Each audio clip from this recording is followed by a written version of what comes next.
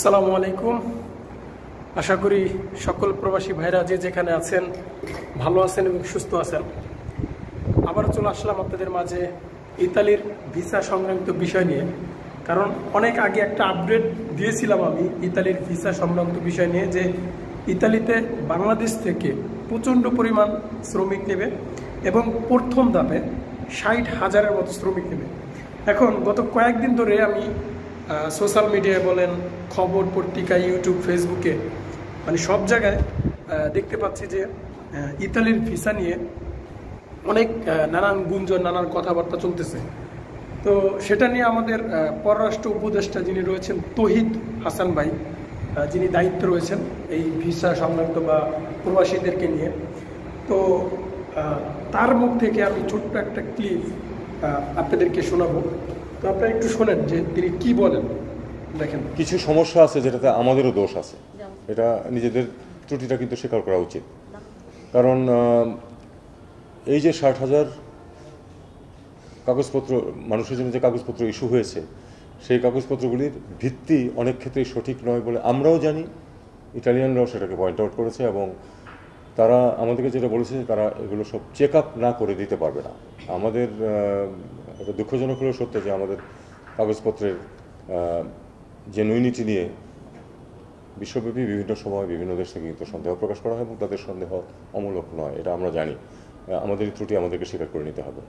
তারা যেটা করবে সেটা হলো যেই কাজের জন্য তাদেরকে ওয়ার্ক পারমিট দেওয়া হয়েছে, আসলে সেখানে সেই কাজ আছে কিনা।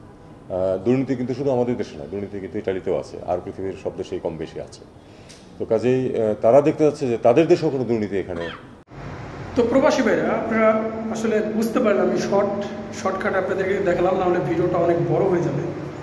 তো এখানে আমাদের পররাষ্ট্র উপদেষ্টা যিনি যে কথাটা বললেন ইতালির ভিসা নিয়ে, যে প্রথম ধাপে যে 60,000 লোক যাওয়ার কথা ছিল, সেখানে তারা অনিয়ম এবং দুর্নীতি, মানে অনিয়ম দুর্নীতি তারা পেয়েছে, এটা আমরাও স্বীকার করি এবং তারাও এটা দেখতে পেয়েছে। এটা কিন্তু আমাদের মানে আমরা যেটা এড়িয়ে যাব বা আমরা যে বলবো যে এটা মিথ্যা বা আপনি লোকজন নিচ্ছেন না, এই কারণে হয়তো এরকম কিছু কথা বলতেছেন, তো এটা মানে অস্বীকার করার কোনো সুযোগ নেই।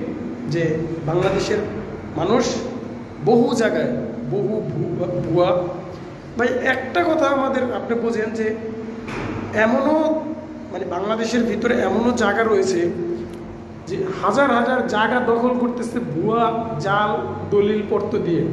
তো এখানে ভিসা, তো এই সমস্যাটা হাজারো যারা ইতালি যায় বা ইউরোপের দেশগুলোতে যায়, বিভিন্ন ভিসা জালিয়াতি করে তারা এই দেশ থেকে ইতালি পাড়ি জমায়।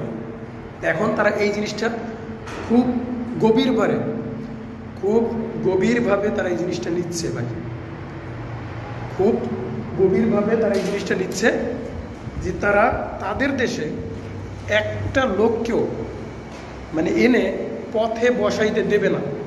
এটা আমাদের জন্য খুবই ইম্পর্টেন্ট। হয়তো আমরা সাময়িক সময়ের জন্য হয়তো আমরা ভিসা পাচ্ছি না, পাবো না, এই বিষয়টা মানে না পাওয়ার কারণে আমাদের কষ্ট হচ্ছে, কিন্তু এটা আমার জন্য, আপনার জন্য অনেক ভালো, ভাই খুবই ইম্পর্টেন্ট একটা জিনিস।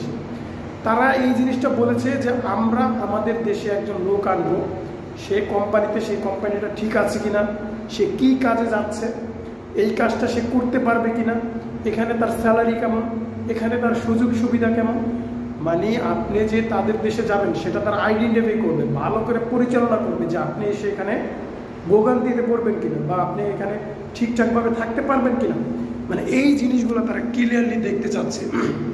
মানে তাদের দেশেও দুর্নীতি আছে সেটাও তারা স্বীকার করতেছে, বা বাংলাদেশ থেকেও যারা আসবে এটা আইডেন্টিফাই করবে, চেক আপ করবে যে এই কাগজগুলো সঠিক কিনা, বা তিনি যেই কাজে আসছেন সেই কাজে ইতালিতে এরকম নামে কেউ আছে কিনা, বা তাকে এই ধরনের কাজ দেবে কিনা, মানে এই জিনিসগুলো তারা মানে করতেছে, মানে পরিচালনা করতেছে। এটা আমাদের জন্য, আমার দেশের জন্য, আমার যারা যাবেন তাদের জন্য ভালো।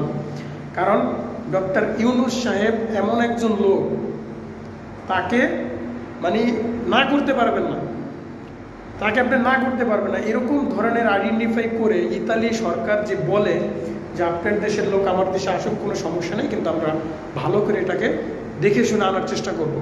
তারা তো বলতে পারতো যে আমরা আপনাদেরকে ভিসা দেব না, আপনাদের দেশের লোক দুর্নীতি, ভুয়া কাগজপত্র নিয়ে এসে এই দেশে জব করে, তাই না? তো তিনি তো এটাও বলতে পারতেন, কিন্তু ডক্টর ইউনূস সাহেব এমন একজন লোক, তার কথা ফেলতে পারবে না। আমাদের মতো মুরুক্ষ সুরুক্ষ লোকরা ডক্টর ইউনূসের মর্মতা বুঝবেন না ভাই। আমাদের বাংলাদেশে যে যারা লাফান ডক্টর ইউনূস সাহেবকে নিয়ে, আসলে আমরা মুরুক্ষ লোক, আমরা তার মর্মতা বুঝবো না। ওই যে অনেক আগে একদিন একটা কথা বলছিলাম ভাই, যে যেই দেশে বই বিক্রি হয় ফুটপাতে আর জুতা বিক্রি হয় এসি রুমে, সেই দেশ আসলে সঠিক লোকের মর্মতা বোঝে না, এটা প্রমাণ। তো যাই হোক, যারা ইতালির ভিসা সংক্রান্ত বিষয় নিয়ে বা যারা ভিসা জমা দিয়েছেন বা কাগজপত্র জমা দিয়েছেন, আশা করি ইনশাল্লাহ আপনাদের যদি দেরি হয় তাহলে আপনারা আসলে ভালো একটা পর্যায়ে যেতে পারবেন ভাই। একটু ধৈর্য ধরেন, একটু মানে নিজেকে শান্ত রাখেন। টাকা পয়সা যদি আপনি যদি সঠিকভাবে সঠিক পরিচালনায় যেতে চান বা সঠিক জায়গা মতো যেতে চান, আশা করি আপনার জন্য ভালো কিছু আসবে। তো আজকে এতটুকুই ছিল ইতালি প্রবাসী ভাইদের জন্য।